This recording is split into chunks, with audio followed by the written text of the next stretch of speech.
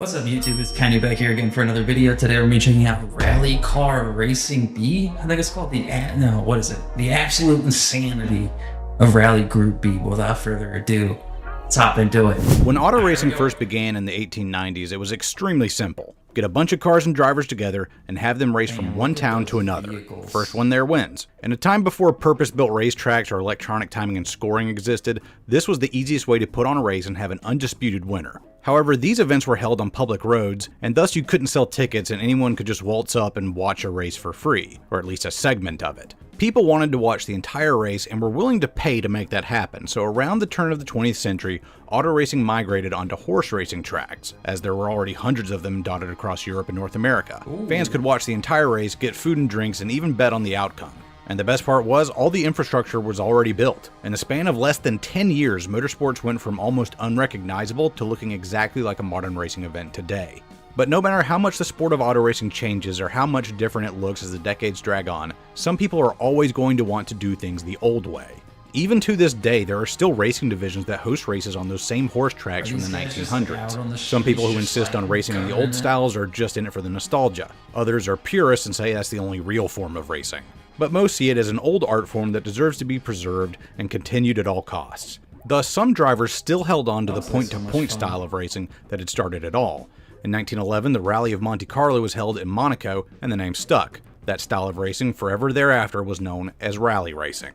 Eventually, instead of one-day point-to-point races, the long rallies were broken up into segments run across multiple days. That way fans could watch more racing and get more bang for their buck. After World War II, motor racing saw an insane boom in popularity all over the world. By 1950, Formula One had begun competition and several rally series had popped up. But in 1973, the FIA, the sanctioning body for F1, threw their hat into the rally ring and created the World Rally Championship, or WRC. Immediately they saw success as they gained the rights to the Rally of Monte Carlo, and many other major rally races all over Europe, be it in the paved streets of Monaco, the snows of Finland, or the mud of Sicily. The WRC did it all and had one of the most challenging schedules on the planet. Soon, rally racing was becoming more popular than Formula One, because unlike in that series, all the cars in the WRC were stock cars anybody could buy straight from the dealer's lot. The WRC had a rule that in order to race a car in their series, a manufacturer had to produce at least 5,000 units for commercial and private sales. This rule made the Lancia Stratos one of the most recognizable race cars ever made, and it won the WRC's championship top division 3 years in a row, from 1974 through 1976. Even in America and other places where the WRC didn't race yet, people knew about the Stratos. Kids had posters of it on their walls. Those lines are unmistakable, just look at that thing. However, by the time the early 80s rolled around, there was a problem with the WRC. The numbers of divisions or groups they ran were too specialized and too restrictive for the automakers to justify manufacturing 5,000 units necessary to meet the WRC's regulations. Also, the 6 groups they had hamstrung the teams with tons of rules in the way. So in 1982, the head of the FIA, Jean Balestra, made a radical move. He condensed down the number of groups from 6 to 3. 2 stock divisions would remain, but the third was something entirely new. Usually when a sanctioning body is trying to win over teams and factories, they introduce new rules to cap costs and keep them happy. But this time the FIA would take away the rules and say anything goes. So long as the car has 4 wheels and the engine breathes air, you can run it. For the 1982 season, the FIA and the WRC effectively threw the rulebook out of the window and said, let her rip.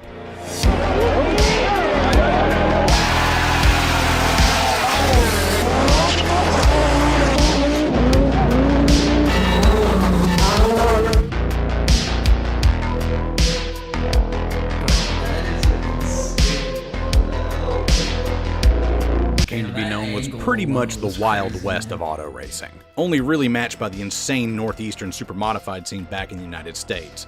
Instead of 5,000 units needing to be produced, it was lowered down to 200, and if you changed something on your car from one year to the next, you only needed to make 20 more, a laughably low limit. There were no restrictions on horsepower, turbo and superchargers were given the go-ahead, and you could run any engine you wanted. And even the dimensions of the cars were not mandated, meaning that you could watch a rear-engine Porsche 959 compete directly against a front-engine Soviet-built Lada. Yeah, the commie car. Group B was completely insane, and I love it. And the manufacturers put their money where their mouth was by putting forth some of the most monstrous cars to ever grace a race course. They started throwing money at their Group B programs and let their engineers go hog wild. Lancia were here to take their crown back yet again with their Rally 037. the spiritual successor to the Stratos. It had a 2-liter rear-mounted 4-cylinder engine that produced 265 horsepower. That doesn't sound like much, but with one of the few rules being a 960 kilogram minimum vehicle weight, about 2,100 pounds, that meant the 037 could absolutely fly through the streets. Lancia would claim the manufacturer's title in 1983, and they had yet another classic car to their name. The 037 in the Martini colors would become as iconic as any race car could ever hope to be. But their main rival in the 1980s was unquestionably Audi and their Quattro series of cars. The fact that the word Quattro rung a bell for you tells you how influential this series was in its heyday. Audi had won the title in 1982 with a nifty idea: 4-wheel drive. The car was a front-engine design and looked fairly normal, but it had a turbocharged inline 5-cylinder motor, and the 4-wheel drive meant that all 4 wheels could put down the 340 horsepower it produced. It was significantly over the minimum weight, being just a touch under 2,500 pounds, but that much power combined with a way to actually get it on the ground effectively meant that Lancia had serious competition. 4-wheel drive for rally was largely seen as a novelty before Group B, as it was just too unreliable and broke easily. But Audi had apparently found the secret sauce and changed the game forever. They also started an arms race by constantly updating the Quattro. They started off with the Quattro A1 in 1983, but next they debuted the Sport Quattro S1. This was a big step up in 2 ways. First, it produced 100 more horsepower than the A1, despite using basically the same engine layout. And second, it really delved deep into the ever-evolving world of aerodynamics. Aero had been something that race teams all over the world had been fiddling with since the 1950s, but cars at the time simply did not go fast enough to make it worth spending that kind of money on R&D. But Group B pushed the envelope so much in the power department that aero was now a real concern, and the cars began looking less like street cars and more like rocket ships. Peugeot was also in the thick of it with their offering, the 205 T16. It had an inline-4 turbocharged engine that made in excess of 500 horsepower, and had aero scoops jutting out of every corner of the car. And despite it having that big front engine compartment, that's not actually where the engine is. It's in the middle for better weight distribution, because this is Group B and you can just do that sort of thing. It won the manufacturer's title in 1985 and 1986 with Timo Salonen at the helm.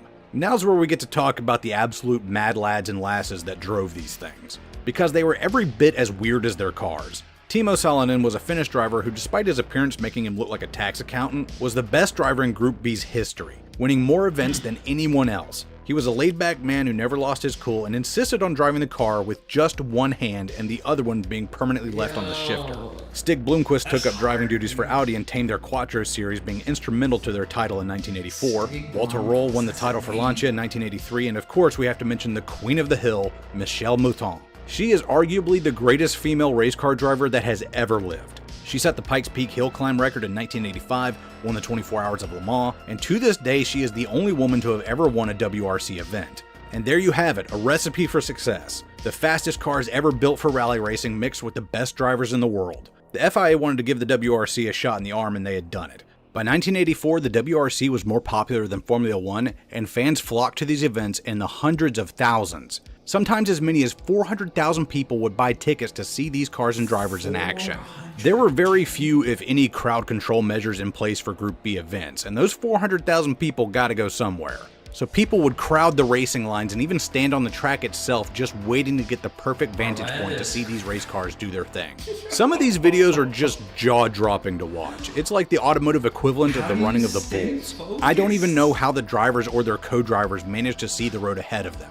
Mechanics and crew reported that after a segment had been completed, they would find bits of clothing and hair stuck in the grille and wings of their cars, body panels splattered with blood, and even fingers wedged into the air ducts. Group B was absolute mania. The coolest race cars, the best drivers, the most rabid fans on earth, everything had worked out for the WRC and the FIA beyond their wildest imaginations. What could possibly go? By 1985, these cars were so fast and there were so few rules in place for safety that even the drivers were starting to voice concerns. Another rule in Group B, or really lack thereof, was that cars could be made of any material, including aluminum. Those Audis and Lancias that weighed scarcely more than a metric ton were able to do so because of their aluminum frames and roll cages. And the thing about aluminum, it likes to bend. If you've ever been on a commercial flight and got a window seat above the wings, you know how much aluminum can flex during flight. That's a good thing for a plane, but not so much for a car. Rescue workers were also not numerous enough to do anything in case a car went off the track. It could take half an hour for them to show up on the scene, and their communications were also horrendously lacking. Oftentimes, the only way they found out that a driver had wrecked was when another driver drove past, finished their segment, got out of the car, and reported the smoke they had seen to an official. By the time medics and firefighters arrived, it was often far too late. Not to mention the hundreds of thousands of spectators crowding the roads made it hard to get to the scene even if their communication was better. On May 2, 1985, at the Corsica rally, a Lancia 037, piloted by Attilo Bottega, went off and slammed into a tree. His co-driver was okay, but when medics arrived 20 minutes later, they found the co-driver Mauricio limping out of the woods and Bottega dead still inside of the car. The drivers petitioned the FIA to do something, but they determined that at the speed the car was going, nothing would have prevented Attilo's death. It was more or less hand-waved away as a freak accident. Racing is inherently dangerous, that's true, but the FIA's investigation left drivers with little peace of mind. But later in the year during the Argentinian rally, Ari Vatanen crashed in a scary rollover. He broke both legs and a few ribs, one of which punctured his lung. He and his co-driver survived, but they both vowed to never race in Group B again. The cars were becoming so fast with so much power that one driver said the cars moved faster than he could react. It was more or less driving on instinct, right on the razor's edge of what was humanly possible. So going into 1986, the FIA finally budged and outlawed aluminum roll cages and set limits on aero devices like wings and spoilers, in hopes of slowing the cars down. But everything else remained the same, no limits on power and no crowd control measures, because coming in 1987 was the new Group S division, Group B's replacement. Here there would be virtually no rules. Manufacturers only needed to make 10 road cars to reach the production limit, and the automakers were already developing their new round of supercars. In March 1986, the Portugal rally was held, and the country had already become a hotbed for gearheads of all stripes, and now Group B would get their shot at glory in the country. People flooded the streets, and the first incident of the rally occurred when a cameraman was basically pushed into the line of fire, and Timo Salonen damn near ripped the man's hand off with his car and completely destroyed the $3,000 camera. The next accident would not be so lax. Joaquim Santos, a native Portuguese driver, started off in his Ford RS200. Wanting to see the hometown guy rip through the streets, people crowded more and more onto the course. At one point, a spectator jumped out onto the track and Santos swerved to miss him.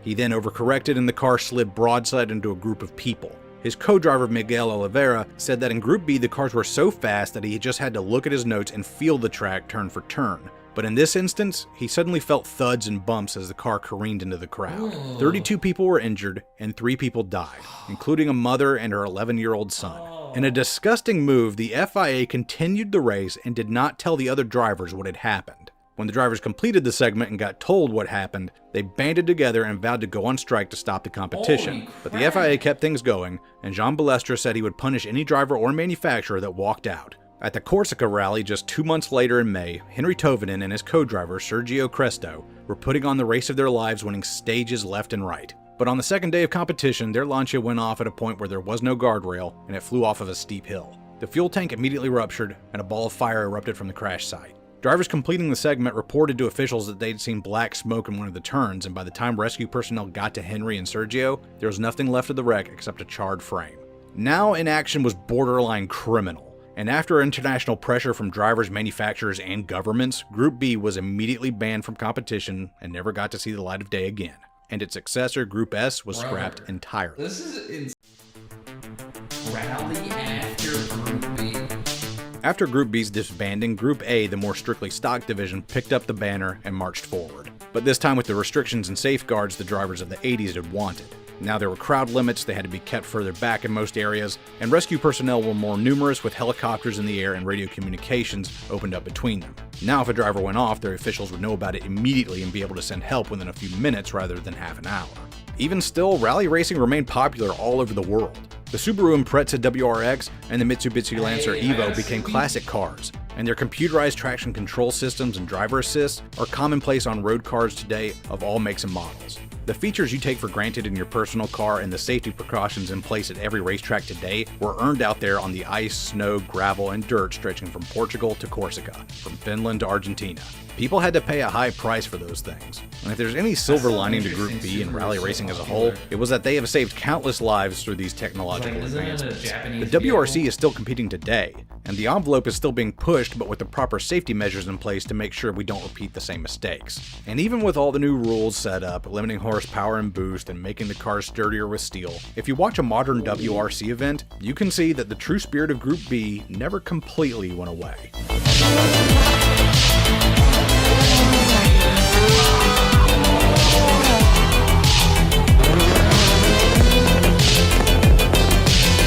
Today, the cars have a lot less horsepower, but they're actually faster than their Group B brothers, if you can believe it. And with modern seats and belts, they're safer than ever.